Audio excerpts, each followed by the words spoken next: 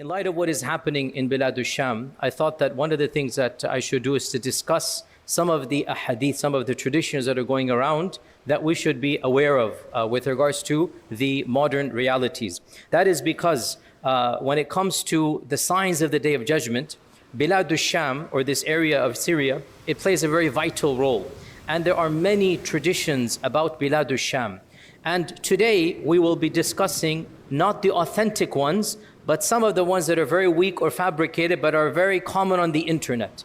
Because we should warn against the weak and the fabricated traditions, because too much is being read in, and people might become absorbed in trying to recreate what they think the hadith says. And this is a common problem throughout history. So today's brief lecture is a summary of some of the more common, fabricated, or very weak traditions that I've seen being circulated on Twitter, on WhatsApp, on Facebook, regarding the current situation in Bilad Ash-Sham. And by the way, we don't need weak and fabricated traditions. We have enough in the Quran and in the authentic Sunnah to tell us of the blessings of Bilad Ash-Sham. I just recited in Salatul Isha the whole verse about Allah subhanahu wa ta'ala mentioning that Al-Ard allati barakna hawlahu, that Subhanalladhi asra bi'abdi laylan min al-masjid al-harami ila al-masjid al-aqsa, that the Masjid al-Aqsa alladhi barakna hawlahu, everything around Masjid al-Aqsa is Mubarak. And Allah calls it Al-Ard al-Muqaddas, and Allah calls it the Holy Land. And the Prophet ﷺ said in a number of authentic traditions, he said that, oh Allah, bless us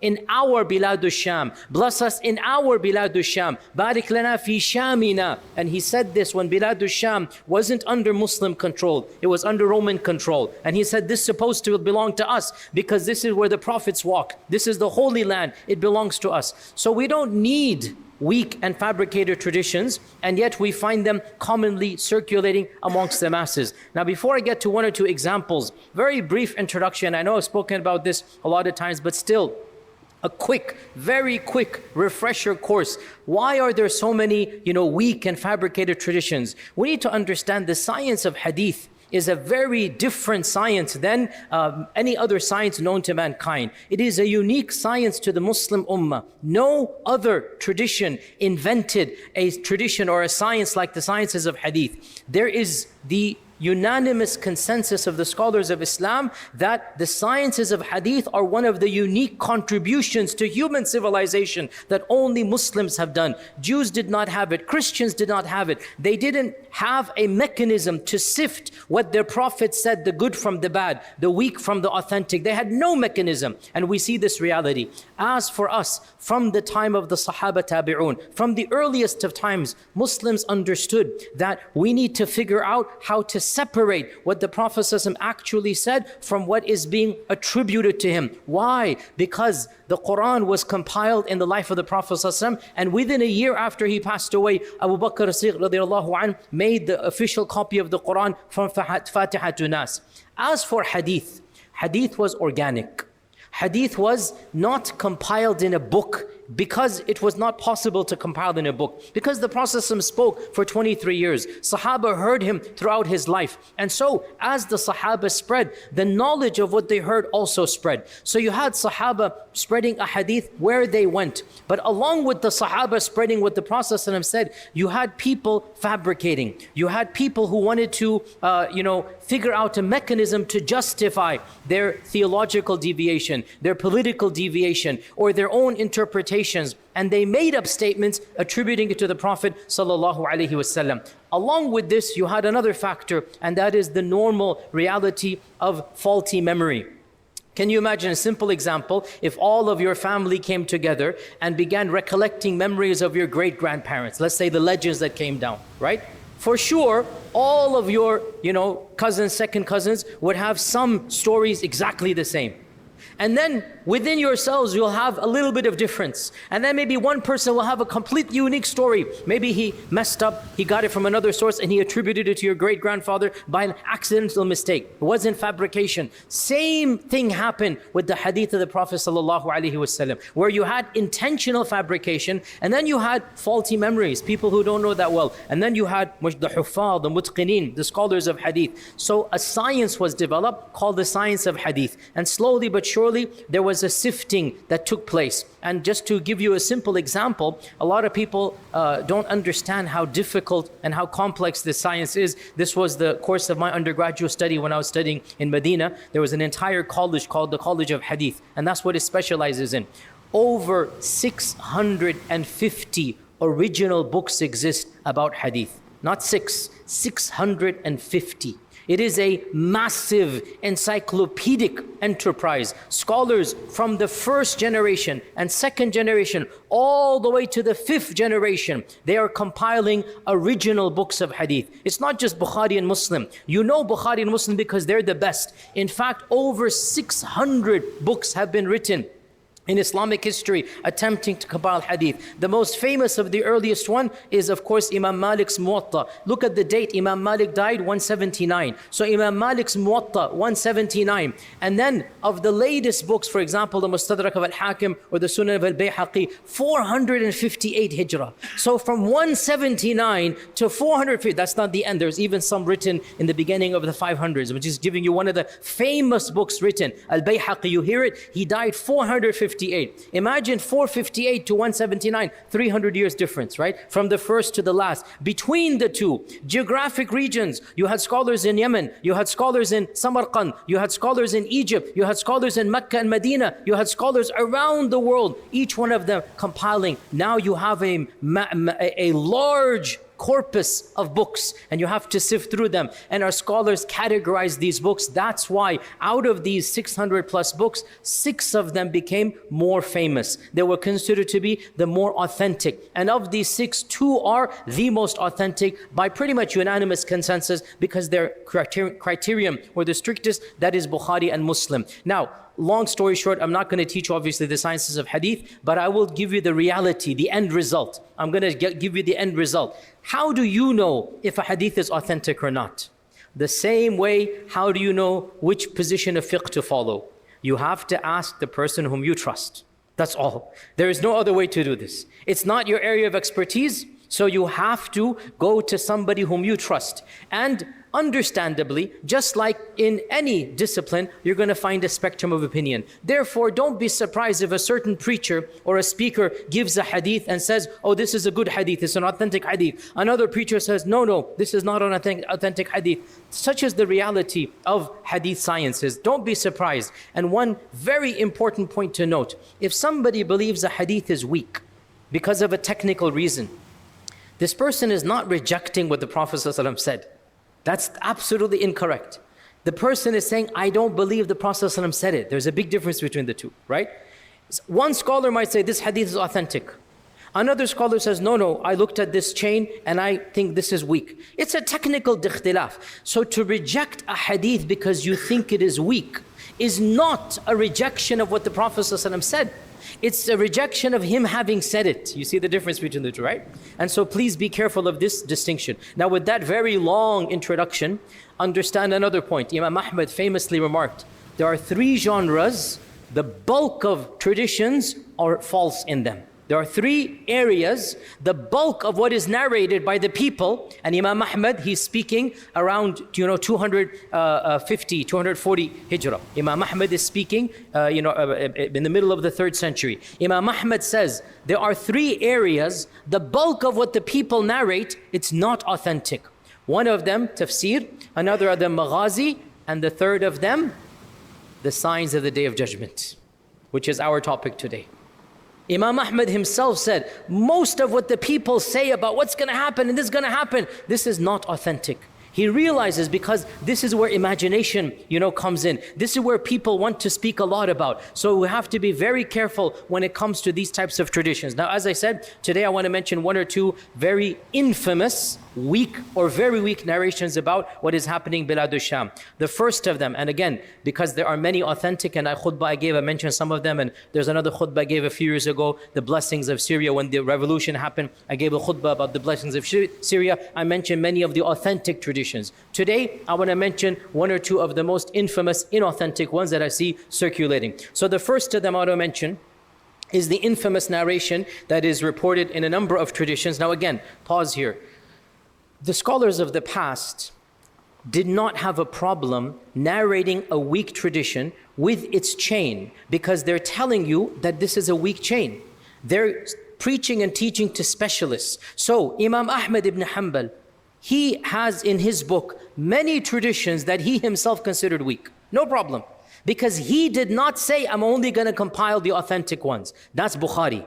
If Bukhari has something in his Sahih, this means he thinks it is authentic. Muslim, this means authentic. As for Ahmad or Abu Dawud or the other books, they didn't have that high stringent condition. Why they didn't have it is beyond the scope of today's lecture, but suffice to say, if you had that strict condition, you would have to eliminate the bulk of traditions. That's why Bukhari really was the strictest, because he had a very high standard in doing so. So we have in Musnad Imam Ahmad many traditions that Imam Ahmad himself knew to be weak, but he wanted to record them that you know the chain, because if you know the chain, you can figure out it is weak. So Imam Ahmad has it in his book, and it is also in the Mustadrak of Al-Hakim, and it is also in other books, which is the infamous hadith about the black flags coming from Khurasan.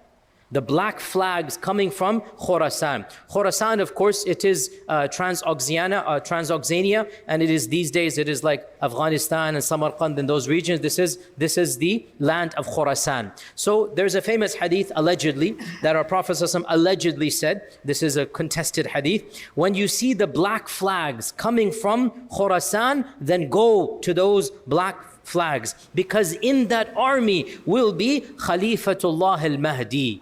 This is one version of the hadith. When you see the black flags coming, then go to that army and support them, because within them will be Khalifatullah al-Mahdi. And in Ibn Majah, a similar version, but a longer version, that allegedly a hadith goes that there shall be a civil war in which 3 armies will fight over a treasure. All of them are the sons of a Khalifa, they're all princes, and then none of them is going to be successful. And then a black flag will come with an army from Khurasan, and they will kill everybody like nobody else has been killed. Then when you see them, then go towards them, even if you have to crawl on ice, and give your allegiance to that army, because in that army is Khalifatullah al-Mahdi. And hadith. Now, this hadith is the famous hadith of the black flags, right? And throughout Islamic history, it has always been invoked that there's going to be an army of black flags, and that army was going to be the righteous army, and it will have the Mahdi within it. By the way, even a few years ago, when Afghanistan happened and, the group came over there, they also have the black flag. And Afghanistan is Khurasan. It is the same land over there. And so this hadith also became popular over there. And now we have it again being resurrected. But in fact, this hadith, according to many scholars, and this is my humble interpretation as well, their opinion as well, this hadith is actually not authentic at all. And it has been considered weak by many scholars, including Imam Ahmad, including in our times Dr. Hatim al-Auni, and the great Syrian scholar Sheikh Salahuddin al-Idlibi, and other scholars have written treatises in which they have made this hadith weak. Now, I don't want to get into technicalities, but understand one thing.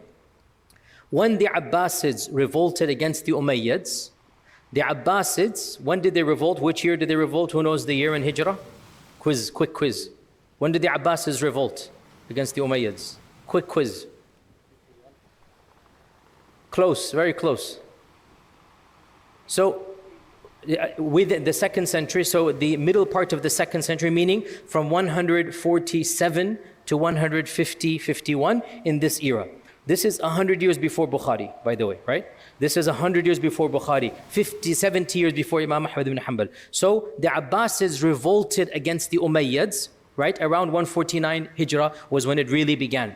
The main person who led the revolts was from Khurasan. And his name is Abu Muslim al-Khurasani. And the banner that he used was black. You see where this is heading? So a lot of scholars have pointed out that these genres of traditions seem to support the Abbasid revolt against the Umayyads.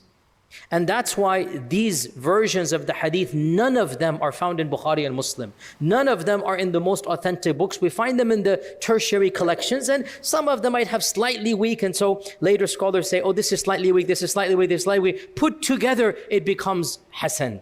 This is the opinion of some of our scholars. We respect that. Other scholars say actually not only is every chain quite weak, but the content of it, it just goes against, it's fihi nakara. They say it's reject because it seems to very much, coordinate, if you like, or act as a instigator to the Umayyad and the Abbasid warfare that took place. And in fact, that's why Ibn al-Jawzi famously considered this hadith to be fabricated. Ibn al-Jawzi considered this hadith to be absolutely fabricated. And he put it in his famous book, Al-Mawdu'at. And this notion of the Abbasids using this, by the way, it was actually so common in their time. They were the ones using this hadith as well, that in fact, Al-Mansur, who is the real founder of the Abbasid dynasty, he's the one who founded the city of Baghdad. Al-Mansur named his son Abdullah al-Mahdi. He named his son al-Mahdi Abdullah, and his name is, his name is Muhammad, and his name is Muhammad. His name was Abdullah. Mansur's name is Abdullah. So his son was Al-Mahdi Muhammad ibn Abdullah. And Al-Mahdi became the Khalifa after his father, because the father quite literally wanted this hadith to apply to his son. Quite literally. He named his son Al-Mahdi, and he named his son Abdullah, and his name was he named his son Muhammad, and his own name was Abdullah. So Muhammad ibn Abdullah, because another hadith says, the Mahdi will be called after me. The Mahdi will call after me. So the Khalifa al-Mansur quite literally wanted to enact a Hollywood script from these hadith. And he named his own son al-Mahdi, because he was hoping that his son would be the actual Mahdi that Allah sent. And al-Mahdi, by the way, is the father of Harun al-Rashid. Harun al-Rashid is the father, al-Mahdi is the father of Harun al-Rashid. And if you read al-Mahdi's biography, I don't want to say too much, but clearly he was not the Mahdi. Let's leave it at that, okay? So this is the reality, by the way, of politics and siyasa, right? So in reality, this hadith is very fishy. It doesn't make any sense. And every few generations, an army wants to implement it by using black flags. An army, literally, because the hadith mentions black flags, they want to imitate it and they want to find legitimacy, and so they use black flags, so much so that in our times black flags themselves have become infamous. We don't want to use black flags because of all the chaos caused. But why was it caused? Because the first flag of the Abbasids was a black flag. They would use that against the Umayyads, and ever since then, and because of this hadith, every subsequent generation. So in the analysis of many scholars of hadith, including yours truly, I'm a student of knowledge, but I strongly say this hadith is not authentic. It's not in the most authentic narrations, and every chain is very weak, and the content does not make any sense at all. Another hadith we'll mention, and then shall call it a day. And this one I'm seeing, literally I saw at least 10 accounts mentioning it all over social media. It is called the famous Hadith of the Sufyani. The Hadith of the Sufyani Hadith. And this hadith is not even found in the Kutub al-Sitta. It's actually found in the very tertiary books. As I said, there's 600 plus books of original hadith written. One of the most obscure ones, which is full of very weak and fabricated narrations about the Day of Judgment. It is called Kitab al-Fitan of Nu'aym ibn Hammad. Kitab al-Fitan. It's a 2-volume book, and it's all about the signs of the Day of Judgment. And it is well known to be full of extremely shady, very apocryphal, very dubious hadith, which just too vivid, too much detail. It's not a source book at all, but of course it exists. And this narration of Sufyani is found in that book, Kitab al-Fitan, is found in this book. And it reads as follows, that the Arabic is very long. يَخْرُجُ رَجُلٌ يُقَالُ لَهُ السُّفْيَانِي, that a man will come who shall be called a Sufyani, from a Sufyan. A man will come, he will be called a Sufyani, and he will come from the depths of Damascus. By the way, Ibn al-Jawzi, Ibn al-Qayyim, Ibn Taymiyyah, other scholars say, any time a hadith is very specific about the future, know that it is fabricated.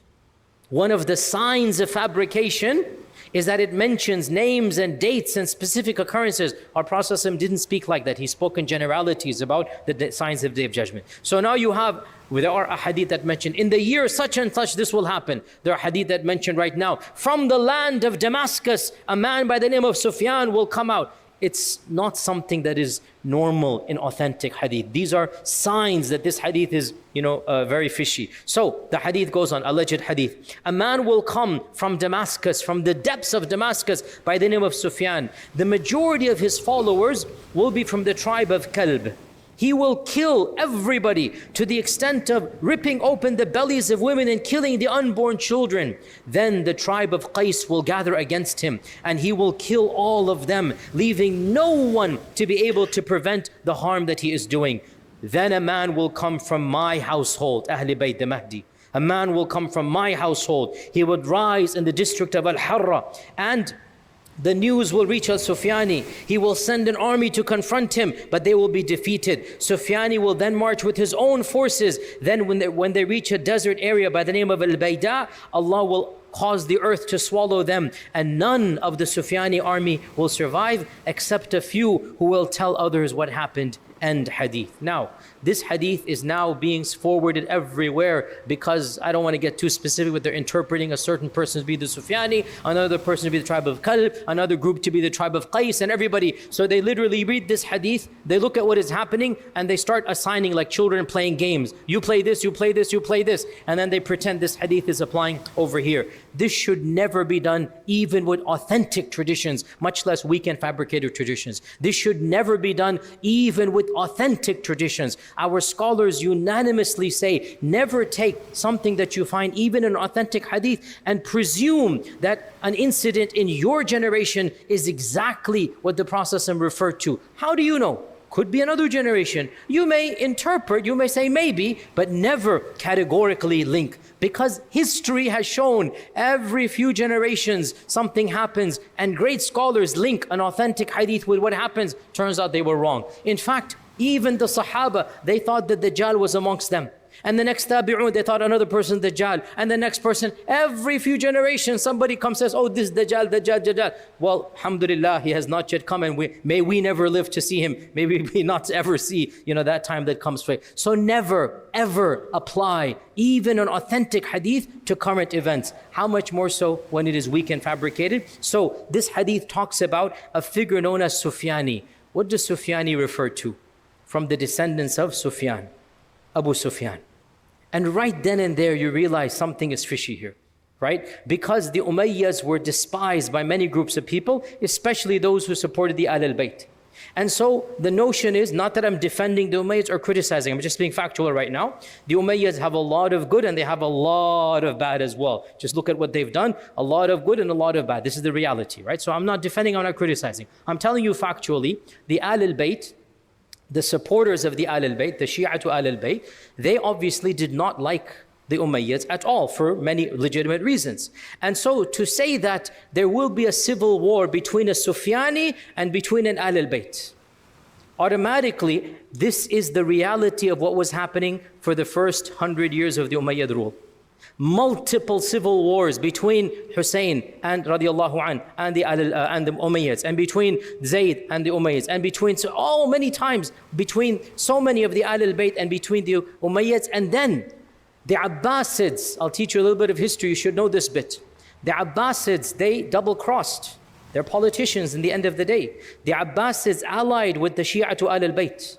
The Abbasids said, we're on your side. The Abbasids formed an alliance, Shia to Ahl al-Bayt. And then they revolted against the Umayyads. As soon as they got to power, first thing they did, massacred all of the Umayyads. Literally, they invited them to a peace treaty. They invited them to a banquet. Literally, this is one of the most infamous episodes of Islamic history. They promised them safety and security, and then they shut the doors, and they massacred down to every last child.